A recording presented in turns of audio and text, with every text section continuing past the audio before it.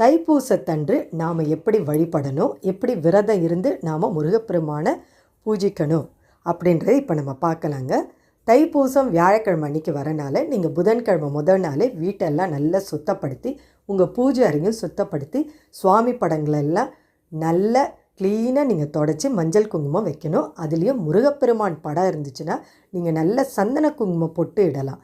இல்லை உங்கள்கிட்ட சிலை இருந்துச்சுனாலும் நீங்கள் சந்தன குங்குமம் பொட்டெல்லாம் வச்சு ரெடி பண்ணி வச்சுருக்கணும்.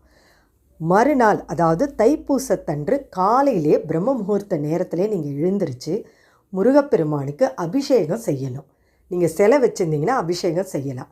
வேல் வச்சுருந்தாலும் நீங்கள் அபிஷேகம் செய்யலாம். அபிஷேகம் செய்கிற பொருள் என்னன்னு பார்த்தீங்கன்னா பால், தயிர், சந்தன அபிஷேகம் செய்யலாம். முக்கியமாக பஞ்சாமிர்த அபிஷேகம் செய்யலாம், தேன் அபிஷேகம் செய்யலாம். அந்த மாதிரி உங்கள்கிட்ட சந்தன அபிஷேகம் செய்யலாம். இந்த மாதிரி எந்த பொருளையும் நீங்கள் செய்யலாம்.